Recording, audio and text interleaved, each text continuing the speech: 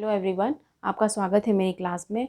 पिछले क्लास में हमने ये सीखा कि द्विघात बहुपद का शून्यक कैसे फाइंड आउट करना है और शून्यकों का और बहुपद के गुणांकों का क्या संबंध है और संबंध जो बहुपद के गुणांकों और बहुपद के शून्यकों के बीच में जो संबंध है उसके सत्यता की जांच भी हमने करना सीख लिया कि कैसे क्वेश्चंस को ओवरऑल समझना कैसे करना कैसे।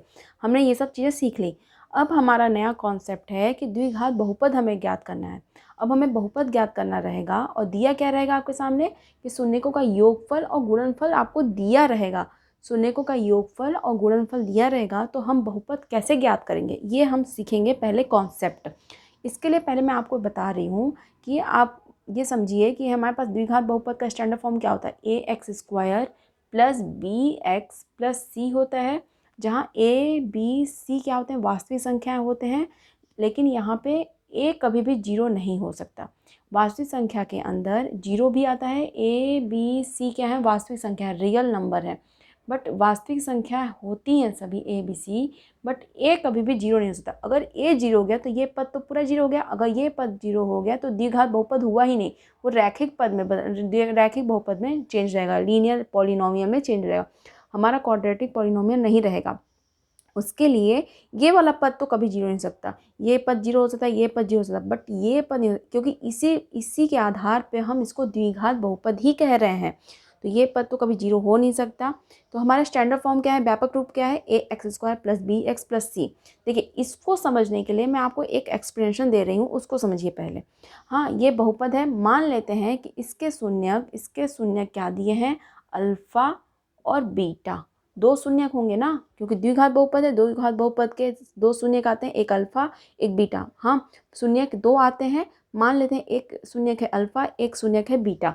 तो हमने आपको पिछली क्लासों में ये समझाया है कि ए एक्स स्क्वायर जो है प्लस बी एक्स प्लस सी है, अगर ये दिया है तो इस पूरे बहुपद को हम कैसे चेंज करते हैं। अगर हम द्विघात बहुपद आपके सामने कोई भी एग्जाम्पल देता तो आप क्या करते हैं कि बीच वाले मध्य पद का गुणनखंडन करते हैं। गुणनखंडन करने के बाद जो आता है लास्ट में, आता कैसा है, ऐसे आता है ना कि x प्लस कुछ भी नंबर आ सकता है यहाँ पे, और x प्लस x माइनस कुछ भी, मतलब कुछ भी x प्लस के फॉर्म में माइनस के फॉर्म में कुछ भी आता है ना। मान लीजिए कि x प्लस 3, ऐसे समझिए, एक एग्जांपल ले लेते हूँ आप सामने कि x प्लस 3 लास्ट में आता है x माइनस 2 आता है बराबर जीरो। ऐसे ही हम करते हैं ना लास्ट में, फिर इसको जीरो के इक्वल करते हैं, x प्लस 3 बराबर जीरो, मतलब कि x बराबर माइनस 3, x माइनस 2 बराबर जीरो, मतलब कि x बराबर 2। दो शून्य निकल जाते हैं ना। मैं लास्ट पॉइंट पे, लास्ट स्टेप पे आके आपको समझाने की कोशिश कर रही हूँ कुछ। देखिए, तो एक शून्य क्या निकला, -3, एक शून्य निकला 2, निकला ना ये शून्यक। तो ये लास्ट स्टेज हमारा यही होता है ना, लास्ट स्टेप यही होता है ना, जो कि हम लास्ट में जाकर के शून्यक निकालते हैं। शून्यक निकालने जो निकल गया उसके एक स्टेप पहले आते हैं, तो यही फॉर्म में आता है ना ये अपना। तो एक शून्यक है -3, अगर -3 शून्यक निकला है तो वो x और x प्लस के फॉर्म में लिखा रहता है। देखिए, ऐसे समझिए, x बराबर -3 शून्यक दिया है ना, तो x को x के इस साइड ले आइए तो x प्लस 3 हो जाता है ना, और बराबर जीरो हो जाता होता है ना, क्योंकि x प्लस 3 बराबर जीरो, ये आया ना। x बराबर 2 है, अगर मान लीजिए x बराबर 2 है तो x 2 को इस साइड ले आएंगे तो -2 होगा और बराबर जीरो हो जाएगा, जो कि x माइनस 2 बराबर जीरो। फिर इसको एक स्टेप और पीछे ले जाएँ तो x plus 3 into x minus 2 हो जा रहा है ना ऐसे। तो देखिए, हमारे सामने एक शून्य ये दिया है, एक शून्य ये दिया है, एक कोई भी बहुपद दिया रहेगा, बहुपद को इसी फॉर्म में लाते हैं ना, इसी बहुपद को इस फॉर्म में लेके आते हैं ना। इस जो लास्ट स्टेप पे आते हैं हम, जीरो के इक्वल करने के स्टेज पे, इस स्टेप पे ले आते हैं इसको। कैसे, देखिए, इसका शून्य क्या दिया है, एक्स बराबर अल्फ़ा, एक शून्य है अल्फ़ा, एक शून्य है बीटा। हाँ, तो x माइनस अल्फ़ा कर सकते हैं, x माइनस अल्फ़ा बराबर जीरो। x बराबर बीटा दिया है तो x माइनस बीटा बराबर जीरो कर सकते हैं। और यही दोनों x माइनस अल्फ़ा और x माइनस बीटा घूरे में रहेंगे ना ये दोनों। इसका शून्यक हमें ये दिया है, मान लीजिए कोई एक बहुपद है, बहुपद का शून्यक हमें दिया हुआ है 2। हाँ, तो 2 दिया तो इस तरीके से लिख सकते हैं ना, इस तरीके से लिख सकते हैं ना। जैसे हम कोई भी बहुपद देता है हम लोग के सामने, तो इसको इस स्टेज पे लाते हैं, फिर बराबर जीरो के इक्वल रखे रहते हैं, तो एक इसको भी जीरो के इक्वल करते हैं, इसको भी जीरो के इक्वल करते हैं, फिर हमारा शून्य आ जाता है। तो वही चीज़ मान लीजिए कि आपके सामने एक शून्य 2 दिए हुए हैं, x बराबर अल्फ़ा, x बराबर बीटा, तो x minus alpha, x minus beta बराबर जीरो कर सकते हैं, जो इधर करते हैं हम। फिर उसके एक पहले स्टेप आता है तो इस तरीके से आता है ना, जो कि 0 के इक्वल होता है। तो 0 अभी छोड़िए, हमें बहुपद के बारे में सोचना अभी। हाँ, तो बहुपद ऐसे ही होता है। अब देखिए, एक टर्म और गुणे में आएगा के। के क्यों? क्योंकि कभी कभी मैंने आपको एक एग्जाम्पल दिया था आपके सामने कि के क्या होता है। के कोई भी संख्या हो सकती है, कोई भी संख्या हो सकती है, कोई भी संख्या वास्तविक संख्या हो सकती है, 1 2 3 4। एक एग्जाम्पल ली थी ना, मान लीजिए एक एग्जाम्पल है 2x² प्लस 8x प्लस 4। हाँ, 4 है, ये बहुपद है। इस बहुपद को हम जब शून्यक निकालते हैं बराबर 0 के करेंगे पहले, फिर 0 के करेंगे। इसमें से कुछ कॉमन निकल रहा है ना, 2 कॉमन निकल रहा है, x² प्लस 4x प्लस 2 निकल रहा है ना, निकल रहा है ना एक कॉमन। तो ये दो जो कॉमन निकल रहा है, फिर इसका हम करते हैं इसका फिर मध्य पद का विभाजन, वो वाला स्प्लिटिंग मेथड यूज़ करके हम इसके शून्यक निकालने के लिए x-2 x+2 कुछ भी आ सकता है, मैं ऐसे नहीं बोल रही हूँ, कुछ भी आ सकता है। तो उसके लिए करते हैं ना हम, उसके लिए हम करते हैं ना, ये मान लीजिए 8 है, यहाँ पे 8 है, कुछ भी हो सकता है। तो उसके लिए करते हैं तो एक कांस्टेंट हम बाहर लेते हैं ना, कॉमन कभी कभी निकलता है ना, कॉमन निकलता है, नहीं भी निकल सकता। तो के कभी भी कोई वैल्यू हो सकती है एक के अलावा। अगर कॉमन नहीं निकल रहा है तो के को एक के इक्वल कर देंगे। अगर कॉमन निकल रहा है 2 3 -1 -2 कुछ भी हो सकता है, बट 0 तो लेंगे नहीं। 0 अगर लेंगे तो पूरा ही 0 हो जाएगा ये। अगर 0 हो गया, 0 के साथ कुछ भी मल्टीप्लाई करेंगे तो 0 ही आ जाएगा। तो के कभी भी 0 नहीं हो सकता। के एक वास्तविक संख्या ही होती है, के वास्तविक संख्या ही होती है, बट 0 को छोड़ के, 0 को छोड़ के क्या लिखेंगे, 0 बट नहीं होता, 0 नहीं होता है, 0 को छोड़ के होता है। तो k into x minus alpha x minus beta के फॉर्म में लिख सकते हैं। देखिए, मैंने ये चीज़ आपको पहले भी समझाई, एक एग्जाम्पल के थ्रू समझाई थी इस चीज़ को मैं, फिर भी मैं समझाने की अभी भी कोशिश कर रही हूँ कि देखिए आपके सामने कोई एग्जाम्पल आता है, जैसे कि x² प्लस 2x प्लस 1 है ना। हाँ, इसी में 2 का गुणा है मान लीजिए, तो 2x² प्लस 4x प्लस 2 ऐसे लिख दूँ मैं। देखिए, इसमें से 2 कॉमन निकलेगा ना, जैसे मान लीजिए ये बहुपद दिया है, ये बहुपद नहीं दिया, मान लीजिए ये बहुपद दिया आपके सामने, 2x² प्लस 4x प्लस 2 दिया है ना, ये बहुपद दिया है। इस बहुपद को 0 के इक्वल करते हैं, शून्य निकालने के लिए जब हम करते हैं तो बहुपद को पूरा 0 कर देते हैं। फिर क्या करते हैं कि 2 कॉमन ले लीजिए, अगर 2 सब में कॉमन है 2 कॉमन लीजिए, फिर क्या आएगा, x² प्लस 2x प्लस 1 हो गया ना। इसको 2 को एक साइड में रखिए और इस पूरे बहुपद को स्प्लिटिंग मेथड से सॉल्व कीजिए। तो क्या होगा यहाँ पे, ये 2x, ये 1 और इधर 1, ये 1 जो है, देखिए ये जो है स्प्लिटिंग मेथड जब करते हैं तो इसके साथ जो इसका गुणांक क्या है, 1 है, और अचर संख्या क्या अपनी 1 है, 1 एकम 1 हुआ। इसका एक क्या है, ये अभाज्य संख्या है, प्राइम नंबर है, अभाज्य संख्या का 1 है, तो 1 का एक ही गुणांक बनेगा, 1 और 1 ही बनेगा। तो यही एक पेयर आ रहा है, 1 एकम 1, इन दोनों का गुणा करते हैं तो 1 ही आएगा, तो 1 ही पेयर बन रहा है। तो इसी पेयर को बस ले सकते हैं, 1 और 1 को गुणा करेंगे, 1 और 1 को प्लस करेंगे तो 2 बन जाएगा, जो कि बीच का टर्म चाहिए हमें 2x। तो 1 और 1 को जोड़ देंगे तो 2x बन जाएगा, तो x प्लस x। 1 और 1 को जोड़ेंगे तो 1 के साथ भी x का मल्टीप्लाई करेंगे, इसके साथ भी मल्टीप्लाई करेंगे और दोनों को जोड़ देंगे, तो x प्लस 1। हाँ, 2 इंटू, देखिए x, ये दोनों हो गया, इसमें से कॉमन x प्लस 1, और यहाँ से कॉमन 1 आएगा क्योंकि इसमें कोई कॉमन नहीं है, तो 1 कॉमन है, x प्लस 1। हाँ, तो इधर x प्लस 1, ये इन दोनों से कॉमन, और इधर एक x प्लस 1 बराबर 0। 2 इंटू है ना, देखिए इस तरीके से है ना, देखिए आपको दिख रहा है कि नहीं, मैं फिर से सॉल्व कर देती हूँ इधर। देखिए क्या आया था लास्ट में अपना, कि 2 बाहर था और x plus 1 into x plus 1 आया, जो कि 0 के इक्वल है। तो देखिए इस तरीके से ना, दो लीनियर बहुपद गुणे में है।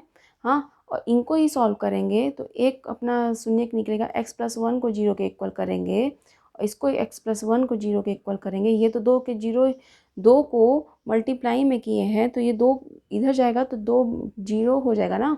देखिए कैसे, x plus 1 into x plus 1 बराबर 0/2, मतलब कि 0 बाई ये 2 इसके नीचे चला जाएगा तो 0 ही हो जाएगा, इसका कोई मतलब नहीं निकलेगा। तो क्या बचा, x plus 1 into x plus 1 equal में 0 है, तो x बराबर -1, x बराबर -1, x बराबर -1। 2 शून्य निकल गए ना। हुआ क्या, 2 शून्य हैं, x बराबर -1, x बराबर -1 ये दिया है हमें।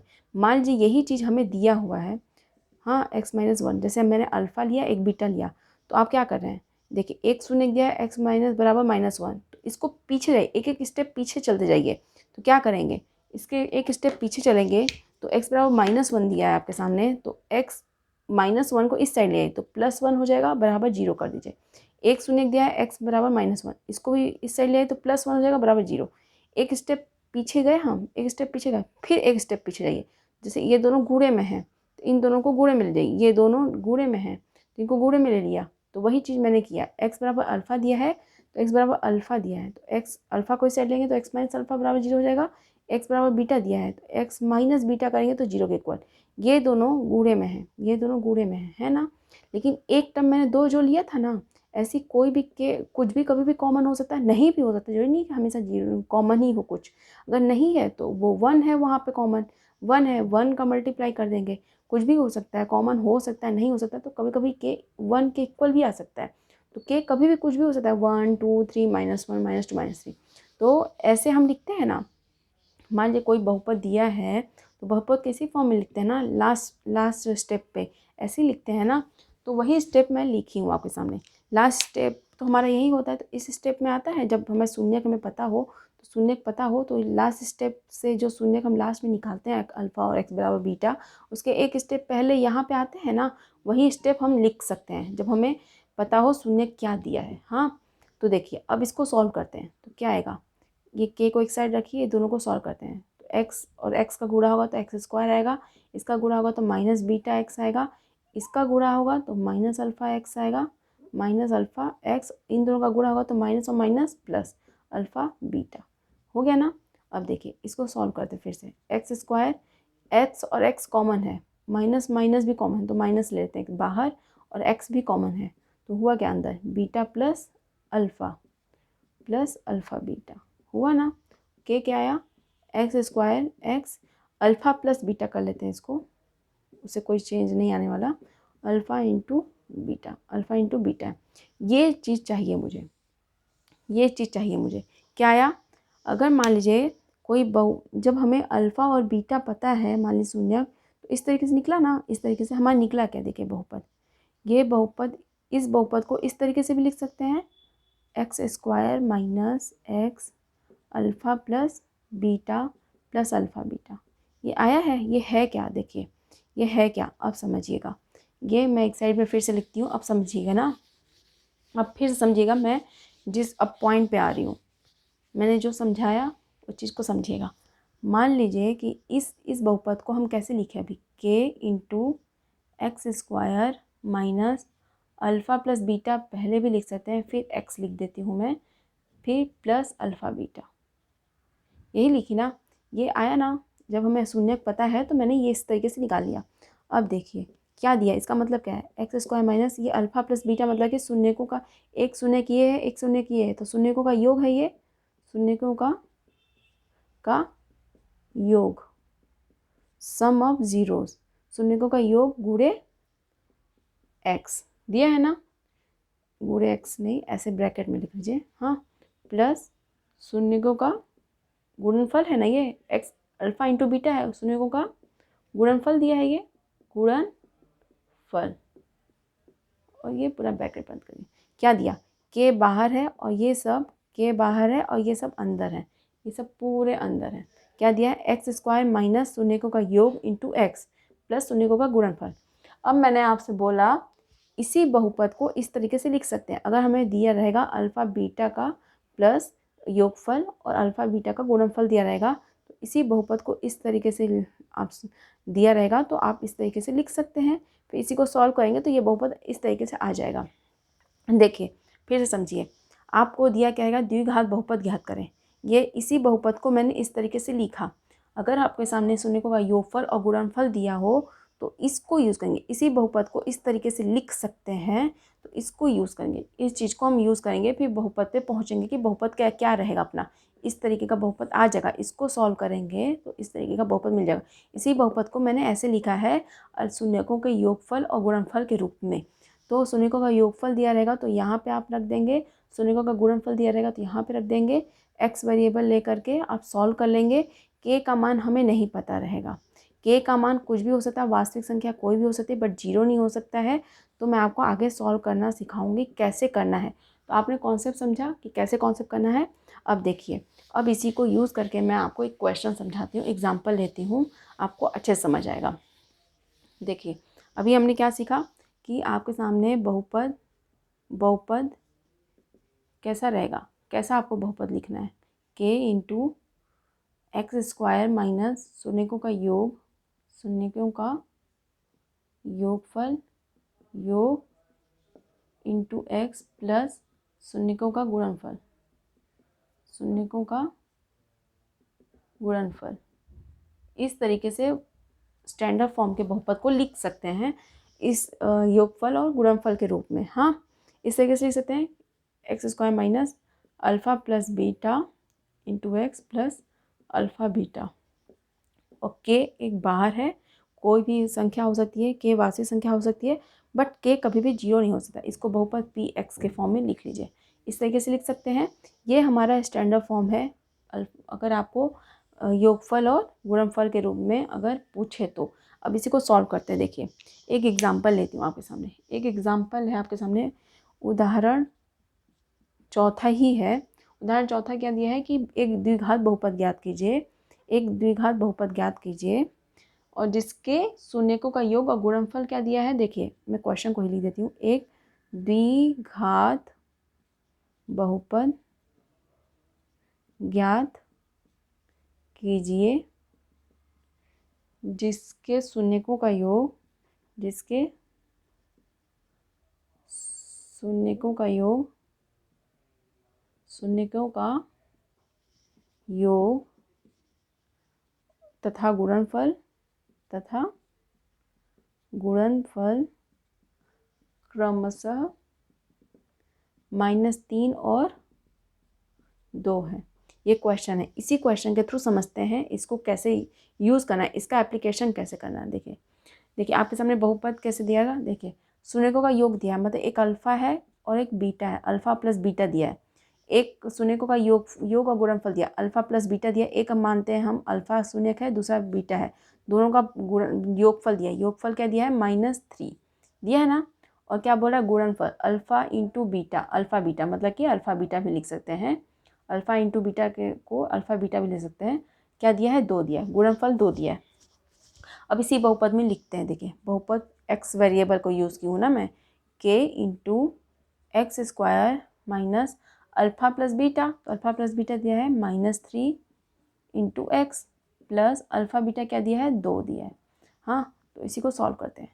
X square minus minus minus plus 3x plus 2। के का मान कुछ भी हो सकता है, के का मान कुछ भी हो सकता है। के का मान अगर मैं 1 ले लूँ, के का मान अब मैं अगर 1 ले लेती हूँ, देखिए क्या निकला है यहाँ पे। देखिए, के का मान अगर 1 ले लेती हूँ, यदि के 1 ले लेती हूँ तो बहुपद क्या निकलेगा, 1 इंटू ये पूरा बहुपद।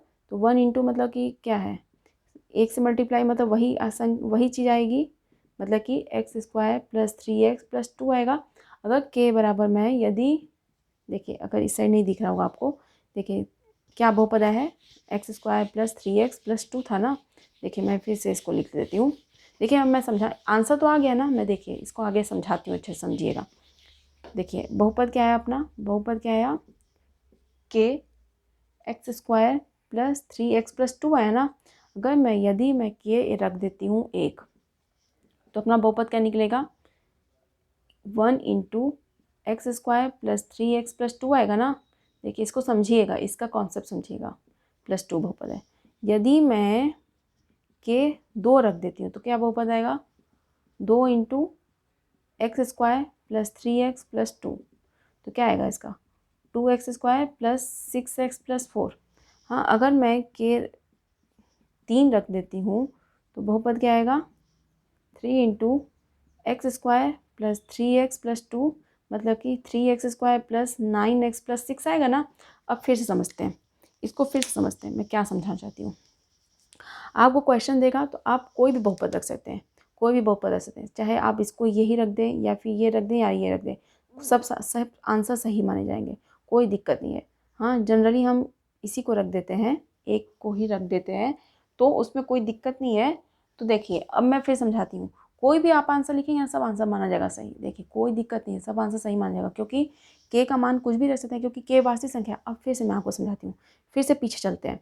आपको क्या दिया था, बहुपद का योग क्या दिया था, सॉरी शून्यकों का योग क्या दिया था, शून्यकों का योग क्या दिया था क्वेश्चन में, शून्यकों का योग दिया था -3 ना, और शून्यकों का गुणनफल क्या दिया था, शून्यकों का गुणनफल। देखिए मैं कुछ चीज़ समझाना चाहती हूँ उसको समझिएगा। गुणनफल दिया था 2 दिया था ना, शून्यकों का योग दिया था -3, शून्यकों का गुणनफल दिया था 2।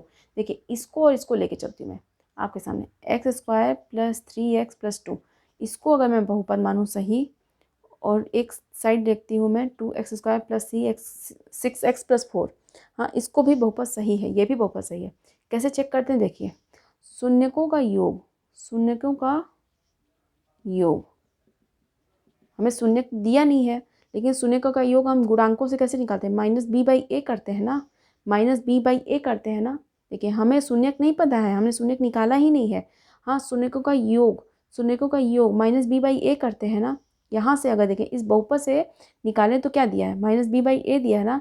-b मतलब कि b यहाँ पे क्या है, 3 है ना, 3 है ना, मतलब कि -b कितना है यहाँ पे 3 है, a का मान कितना है 1 है ना, यहाँ पे a का मान 1 है तो क्या आया -3 आया।